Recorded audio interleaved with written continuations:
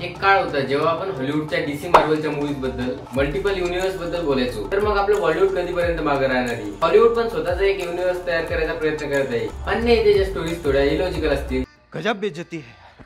कुठेही कोणताही हिरो घुसडायचा म्हणून घुसडत असतील, पण एक मल्टिपल युनिव्हर्स तयार करायचा प्रयत्न तर ते नक्कीच करत आहेत. बॉलिवूड मध्येच नाही तर कन्नड इंडस्ट्रीमध्ये पण हे होत आहे. नमस्कार मंडळी, पुन्हा एकदा स्वागत आहे तुमचं आपल्या फिल्मी महाराष्ट्र चॅनलवर. घेऊन आलोय पुन्हा एका नवीन ट्रेलरचा रिव्ह्यू. तर बगीरा मूवीचा ट्रेलर झाले रिलीज.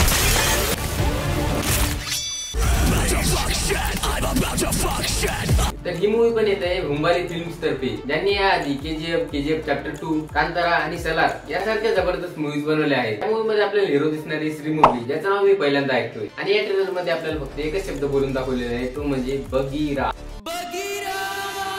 गोष्ट केली जाईल या मूवीच्या व्हायलन्सची. तर अॅनिमल नंतरचा हा एक मूवी आहे ज्याच्यात आपल्याला भरभरून व्हायलन्स पाहायला मिळणार. हे आपल्याला टीजर वरूनच लक्षात येते की तो एक सीन ज्यामध्ये हिरो एका माणसाला फॅन मध्ये घालून मारायचा प्रयत्न करते, आणि त्यानंतरचा एक सीन जे पाहून तो माझ्या अंगावर काटा आला, तो म्हणजे हा एक सीन.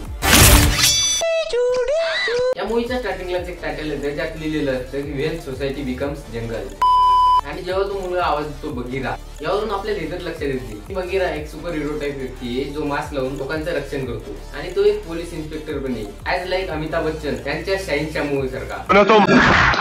रिश्ते में तो हम तुम्हारे बाप होते हैं, नाम है शहंशाह. पाहूयात आता स्टोरी मध्ये काय फरक पडते.